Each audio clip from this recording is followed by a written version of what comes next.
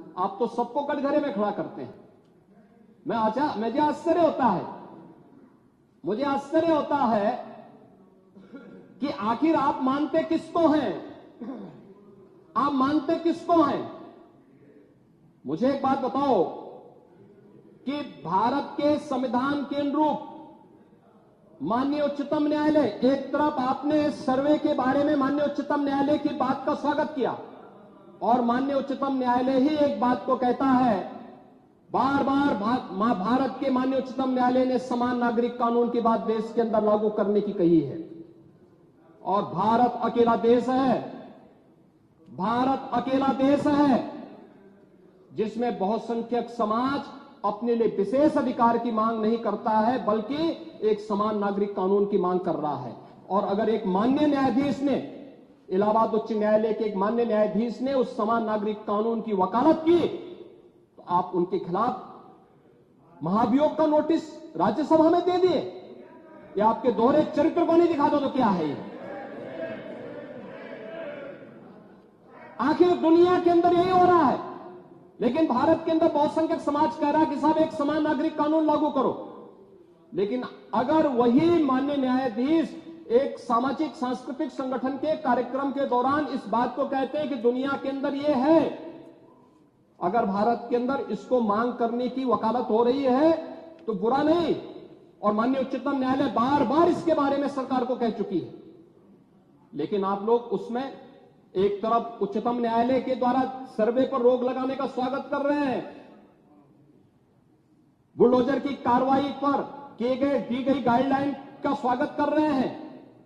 उसका तो स्वागत हमने भी किया है, क्योंकि उत्तर प्रदेश अकेला राज्य है जिसने बुलडोजर की कार्रवाई को अक्सरशः सुप्रीम कोर्ट की उस गाइडलाइन के अनुसार अंजाम दिया है, अक्सरशः। और इसीलिए मैं कह रहा हूं कि यही स्थिति है कि माननीय न्यायाधीश इलाहाबाद उच्च न्यायालय ने अगर वक्तव्य दिया समान नागरिक कानून के बारे में, तो समाजवादी पार्टी, कांग्रेस, इन सब के लोगों ने राज्यसभा में उनके खिलाफ एक महाअभियोग की नोटिस ही दे करके आप सच को मुंह जबरदस्ती बंद करना चाहते हैं।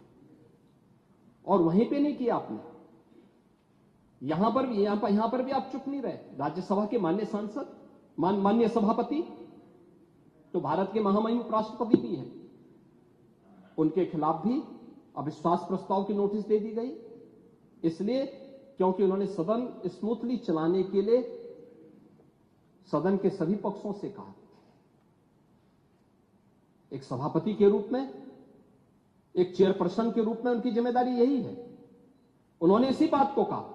लेकिन एक किसान का पुत्र कैसे इतनी बड़ी कुर्सी पे पहुंच गया, ये लोगों को अच्छा नहीं लग रहा, ये अच्छा नहीं लग रहा है, इसलिए अविश्वास प्रस्ताव को नोटिस। चुनाव के दौरान चुनाव आयोग को कटघरे में खड़ा किया गया, चुनाव आयोग को कटघरे में खड़ा करने का प्रयास, यानी जबरदस्ती आप गन पॉइंट पर अपनी बातों को मनवाना चाहते हैं संवैधानिक संस्थाओं से। मुझे लगता है ये चरित्र अच्छा नहीं है, ये स्वस्थ लोकतंत्र के लिए अच्छी परंपरा नहीं है। हमें संवैधानिक संस्थाओं का सम्मान करना सीखना होगा।